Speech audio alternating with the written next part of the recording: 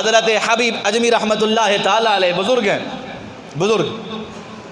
آپ کا ایک مرید تھا. مرید بھی اچھے ہوتے تھے، مرشد بھی اچھے ہوتے تھے، ہمارے جیسے نہیں ہوتے تھے.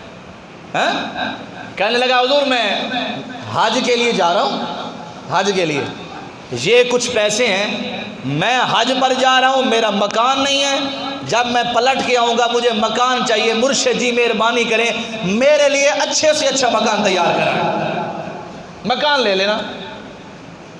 اندازہ لگائیں کہ اس دور میں مرید اور پیر کا تعلق کیسا ہوتا تھا. اور جب تک پیر کی بارگاہ میں 10-15 ہزار نہ دو اس وقت پیر سلام ہی نہیں کرتے. اس سے بڑے پیر بھی ہیں، 5-5 لاکھ والے بھی ہیں، صرف ایک نوالا اکٹھا کھانے کے لیے 5 لاکھ روپے. کمال ہو گیا، قیامت برپا ہو گئی. میرے اور آپ جیسے غریب بندے کیا کرتے ہیں، وہ تو بیچارے جوتے نہیں اٹھا سکتے. پاکستان کی بات ہے، باہر کی بات نہیں کر رہا ابھی تو، اور ملتان کی بات ہے. ایک ہمارے مرشد گرامی ہیں، بڑے بڑے پیر ہیں. جب وہ جاتے ہیں نا مریدوں کے پاس تو میں نے اپنی آنکھوں سے دیکھا ہے کہ فرمایا وہ پیر مجھے ملے جو میری درگاہ کے لیے 10 لاکھ روپے نذرانہ دے. ملتان کے پیروں کی بات ہے میرے دوستو، اس زمانے کی بات کر رہا ہوں، آپ کو سبق نہیں دے رہا، آپ کو سمجھا رہا ہوں.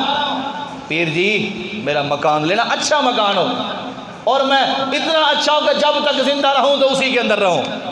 مرید چلا گیا. اب پیر پریشان بھی، پیسے بھی دے گئے، اب کیا کروں، کہاں سے لاؤں، کیا کروں. جب واپس پلٹ کے آیا مرید، کہا مرشد جی میرا مکان. کہا لے لیا ہے. کہاں ہے، میں نے دیکھنا ہے. کہا ایسی جگہ پہ لیا ہے جہاں سے کوئی نہ اکھاڑ سکتا ہے، ایسی جگہ پہ لیا ہے جہاں کوئی ریڑھ اس جیسا مکان بنا نہیں سکتا. کہاں ہے؟ فرمایا ساری دنیا کے مکان جب دیکھو گے تو یہ دماغ میں شک ہوتا ہے کہ ابھی دیوار گر جائے گی، ابھی چھت گر جائے گی. میں نے جو تیرا مکان بنوایا ہے اور مکان خریدا ہے وہ اس دنیا کا نہیں، وہ جنت کے اندر مکان ہے جو ہمیشہ رہے گا، ہمیشہ رہے گا. کہا جنت کے اندر میرا مکان؟ کہا کیسے؟ فرمایا وہ جو تو مجھے پیسے دے گیا تھا نا، وہ ایک غریب یتیم مسکین تھے، میں نے انہیں دے دیا ہے. انہوں نے دعا کی اللہ جس کے پیسے ہیں اسے جنت میں گھر عطا فرما دے. آگے مرشد تھا، پھر مرید بھی کمال تھا. کہنے لگا مرشد جی اگر یہی بات ہے کہ جنت کے اندر میرا گھر ہے تو مہربانی کریں نا آپ یہ مجھے رکا لکھ دیں، خط لکھ دیں، یہاں نقل کر دیں لفافے پہ، تاکہ پتہ چل جائے قیامت کے دن وہ گھر مجھے مل ہی جائے نا، بات پکی ہو جائے.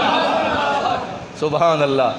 مرشد اللہ والے پین پکڑا، قلم پکڑی اور لکھ دیا. فرمایا یہ میرا مرید ہے، جنت میں اس کا گھر کا ضامن میں خود حبیب اجمی رحمۃ اللہ علیہ.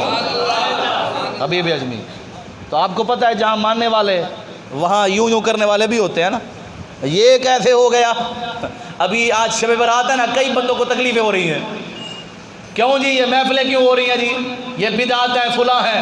ارے خدا کے بندو، مسلمان اکٹھے بیٹھیں گے، اللہ کا ذکر کریں گے، خدا کی رحمت ہوگی، اس سے بڑھ کر اور اللہ کا انعام کیا ہو سکتا ہے.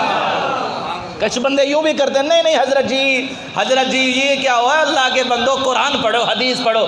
وہ کچھ بندے ماننے والے، کچھ انکار کرنے والے. لوگ یار یہ دنیا کے اندر جنت کیسے مل گئی؟ فرمایا اسے سلایا، دفن کیا، مٹی ڈالی، سارے واپس آ گئے. وہ نہ ماننے والے ساری رات انکار کرتے رہے. اللہ کا ولی سویا رہا. فرمایا صبح جا کے اس کی قبر کو دیکھ لینا، خوشبو آ جائے سمجھ لینا جنت مل گئی ہے، اللہ انعام دے دے گا. جب صبح گئے تو کیا دیکھا؟ اس قبر کے اوپر ایک رکا پڑا تھا. اس رکے پہ لکھا تھا حبیب نے اللہ سے وعدہ کیا تھا، اللہ نے اپنے یار کا وعدہ پورا کر لیا ہے.